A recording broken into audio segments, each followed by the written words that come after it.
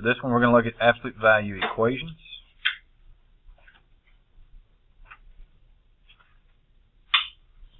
And then for 2.8, we're going to change it to do some inequalities. And they're identical graphs. There's just two things we have to do different.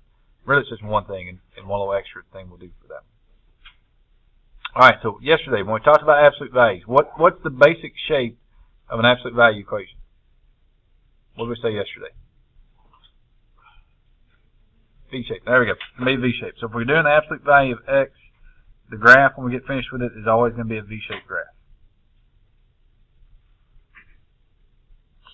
Now, we're going to move it around, but it's always, if we do absolute value of x anywhere, it's always going to be V-shaped. The one thing we're going to add in today with this one and a couple other details is the most important point or critical point for a V-shaped graph or absolute value is the bottom of the V that's here.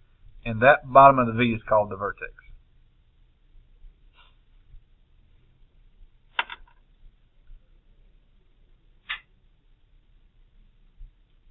So the vertex of the graph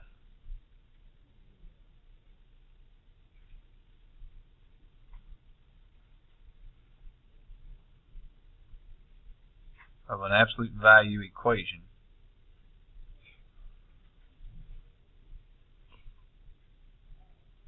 is, now we're going to show it to you kind of the way they talk about it. When they talk about the vertex, it's going to be an ordered pair, so they're going to call it H and K.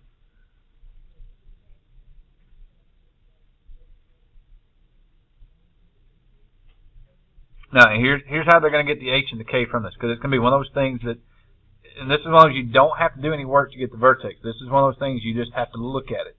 And, you know, as long as you can look at it, you can pull out the numbers for this thing.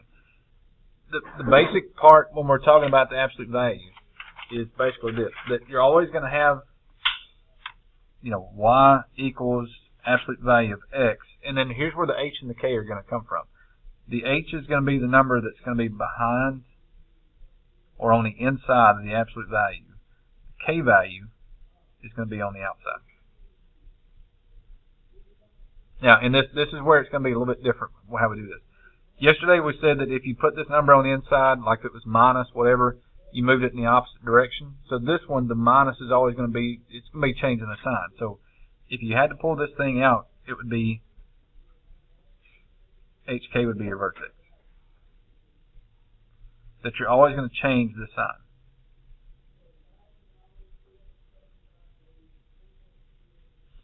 So anytime that you're working with these, the number that's on the inside, if they ask you just for the vertex of it, you're always just going to change that sign from positive to negative, or in this case, we're going to change it from negative to positive.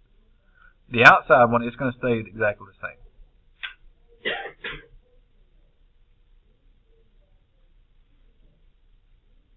So the number on the inside, you're going to change it from negative to positive or positive to negative. The number that's on the outside, that's just going to stay that way. Okay. Now, the other thing that they're going to do with this one is sometimes there may be a number that's in front of the absolute value of x, and the number that's in front is the one other thing we need for this thing.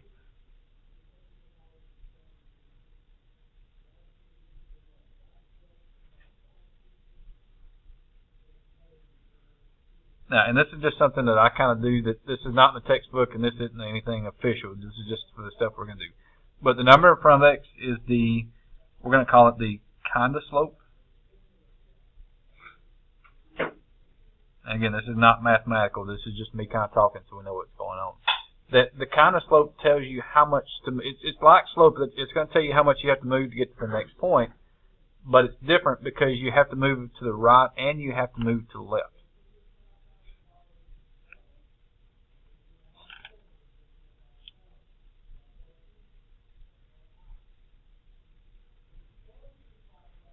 Say it this way. It is the number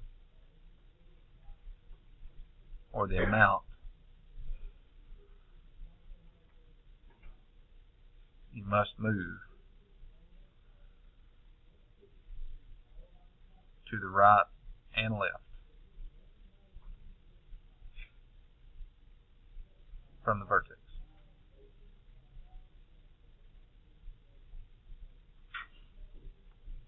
So it's kind of like the slope because if we did slope before, if it was positive, you had to move up and to the right, and if it was negative, you had to move down and to the right. This one's a little different because, yeah, you're still going to move up and to the right if it's positive. You're still going to move down and right if it's negative.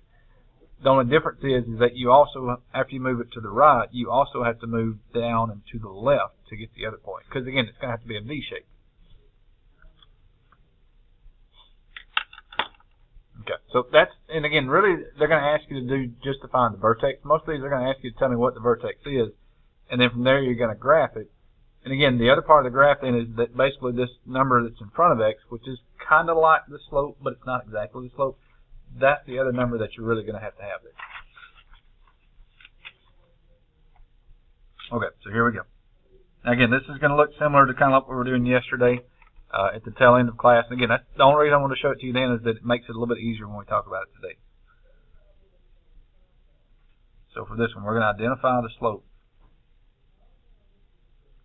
Sorry, not the slope. Identify the vertex. And then we're going to graph it.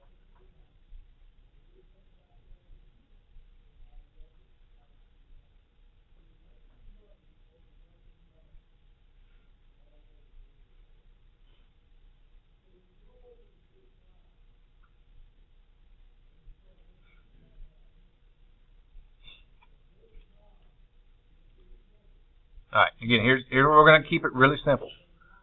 To get the vertex, you need to tell me what numbers you've added behind x. The number on the inside is always your x value, or the h value of that part. So that one, again, change from -2 to a +2. The second number, that's the second part of the vertex. So the first number on the inside is the first part of the vertex. The second number that's on the outside, that's the second part of the vertex.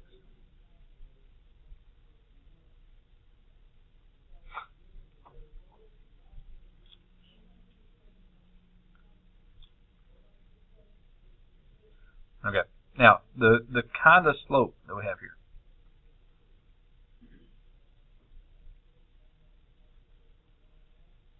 Now, there's not really a number in front of x, right? There's nothing there. But how many x's are there?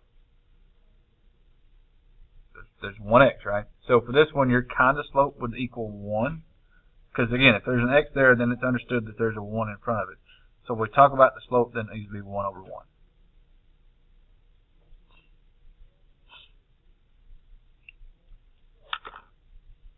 Okay, and that's really the two things you're going to need to graph this thing. You need to tell me what the vertex is, and then from that point we're going to use the slope, what we call the kind of slope, to kind of get us to the next point there.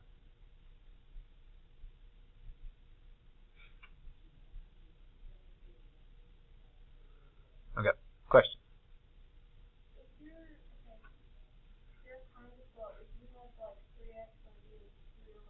Yes. If it was 3x, it would be 3 over 1, yes. Yeah, if it's a whole number, just put it over 1 every time. Okay, so first thing is you're going to plot the vertex. So we're going to go over 2, and then up 1, 2, 3, 4, and that would be our vertex right there.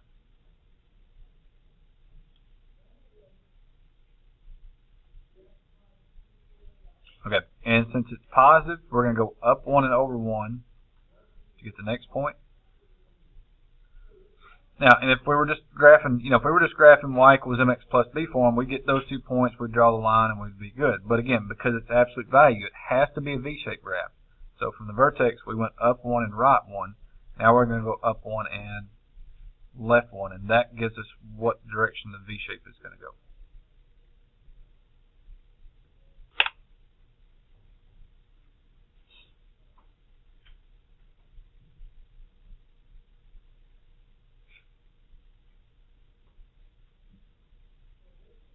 Now, and in some of the homework, and this was kind of where we're going back to yesterday, there's going to be some parts of it where in some of the homework they're going to make you plug in some values like we did yesterday, like this one.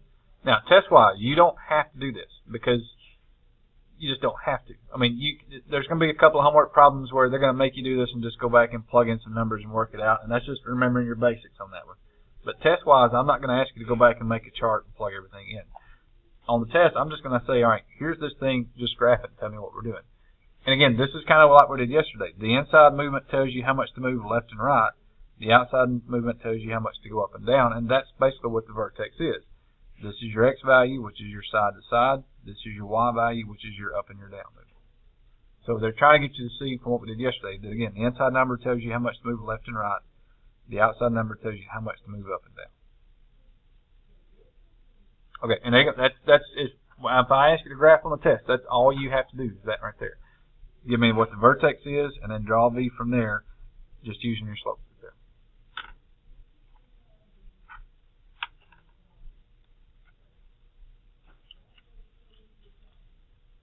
All right, let's give you another one here. And we're trying to make all these just a little bit different so you can see everything that possibly could happen. All right, same directions for this one. Let's make this one y equals the absolute value of x minus 3.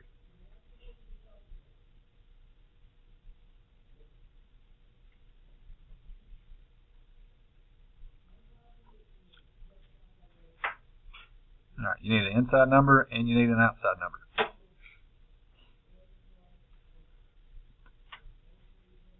All right, now, and you also need, in front, you need the kind of slope.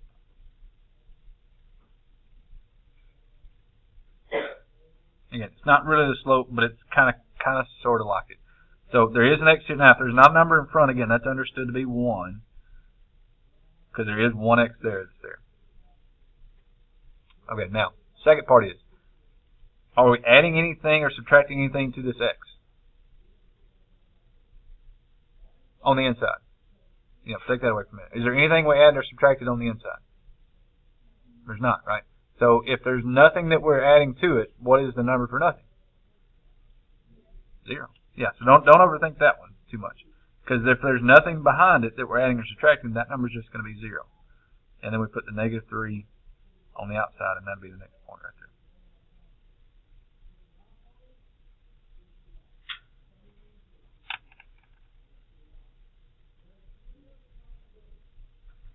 So if there's nothing added, that just means that's 0. Whether that's inside or outside, you know, it's still the same thing there. Okay, so there's your vertex. So then we're going to use the vertex and what we're kind of calling the slope. We're going to use those two things to graph this thing. This one, more room at the bottom of the graph than we do at the top of the graph.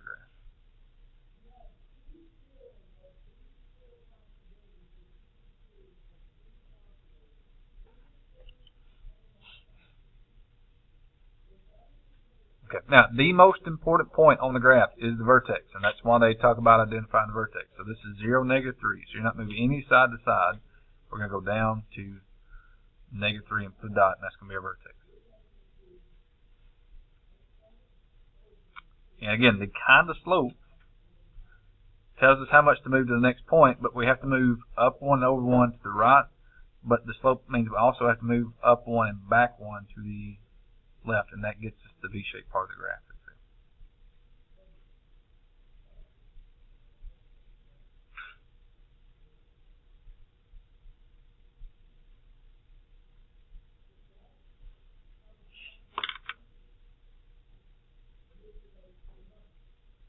Okay. And again, graph-wise, that's all you have to do. You don't have to make that whole table of values like they have you do in a couple of problems. That's mostly just there to kind of get you to think about working with absolute values and going through those parts. Graph-wise, that's all I'm asking you to do is just give me the vertex and then move up and over to 1 point to the right and then up and over 1 point to the left. Get you through that.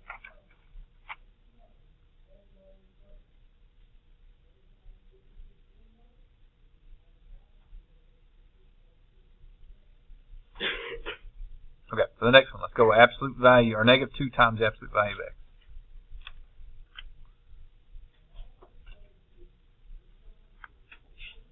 Okay, so for this one, that -2 is, again, it's not really slope, but we're going to call it kind of like the slope.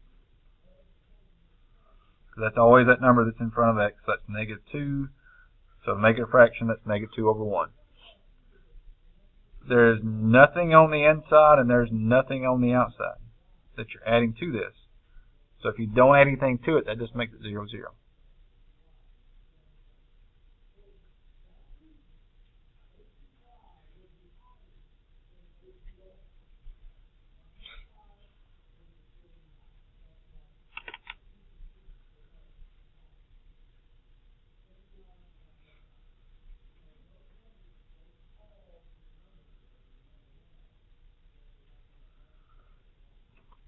Okay. And most of the graph for this one, you'll need it underneath it there.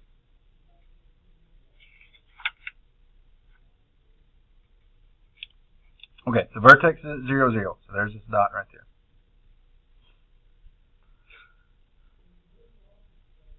Alright, now if the slope is negative, all these other ones we're looking back up here, the slope was positive, so it pointed up. If the slope or the kind of slope is negative, it's got to be a V shape that's going to go down. So for this one, we're going down 2 over 1 to the right, down 2 over 1 to the left.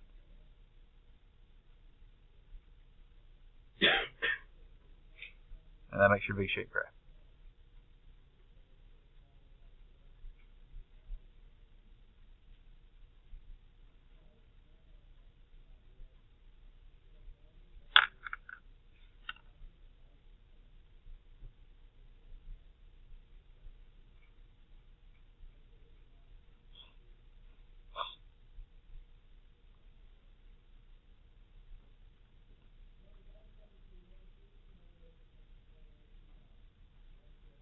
Alright, let's give you a couple more since these go pretty quick and there's not a whole lot of work to them. Let's give you a couple more just to make sure we're comfortable with it. Let's give you absolute value of x minus 1.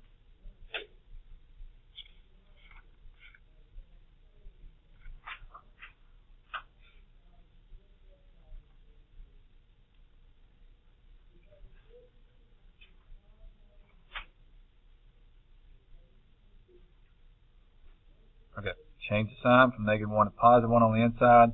There's nothing added to it or subtracted to it, so again, that makes that 0.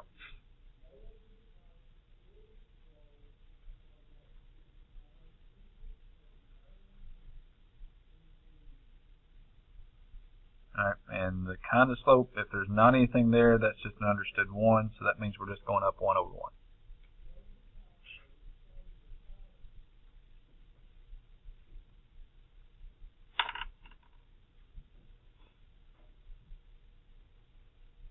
Alright, so graph-wise, let's see if we can squeeze it in right here. Yeah, I think we do that. This one you need to go more, kind of this upper right quadrant than anything else for this graph.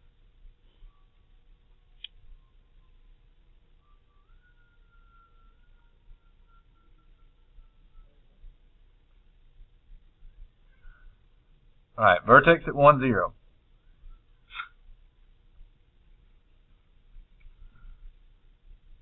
So vertex at 1, 0 is right here, and again, your kind of slope means that we're going positive, so we're going up 1 over 1 to the right side, and then up 1 over 1 to the left side.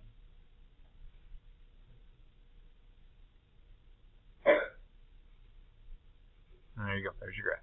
And for as long as it's an equation, those graphs should be that quick, because the only thing you're doing is you're telling me the two numbers that's added or subtracted, the one that's on the inside, one that's on the outside.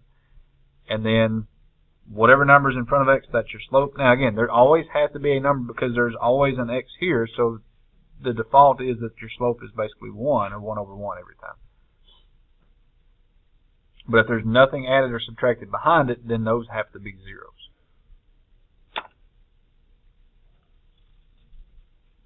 Alright, one more of these, and then we'll show you the part of 2.8 we need to get to. And for this one, let me just give you the problem and let you just practice and see what you can come up with. And just give you a minute or two to sketch it, and then we'll see if you've got the right answer or not, just so we can make it work out.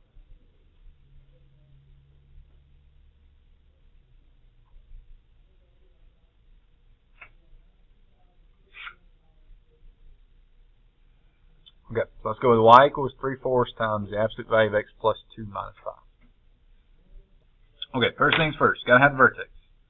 So that's the two numbers you have here. Again, change that sign from positive 2 to negative 2 and make that a negative 5. So your vertex should be at negative 2, negative 5. And that 3/4, that means you're going 3 over 4, because again, that's your kind of slope.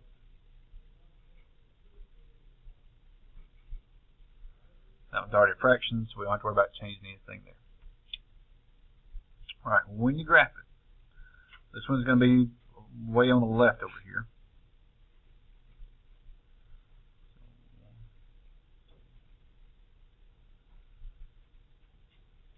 One, two, three, four, 5. 1, 2.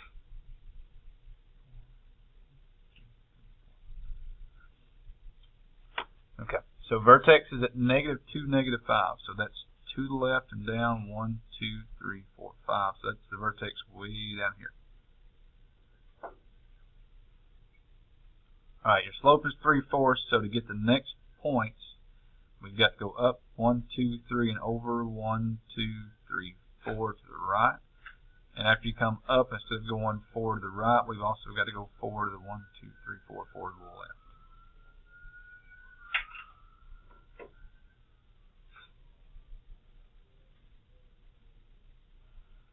Okay, and that should be something. And again, yours, depending on how you space your lines, it may look a little different, but as long as you went here and went up 3 and over 4 to the right and up 3 and over 4 to the left, that should be your basic shape of your graph there. Now, obviously, test-wise, when we get to the test on Friday, I'll have your grid lines in here, so there's, you won't have to worry about that. So you'll automatically have a graph in there to go back.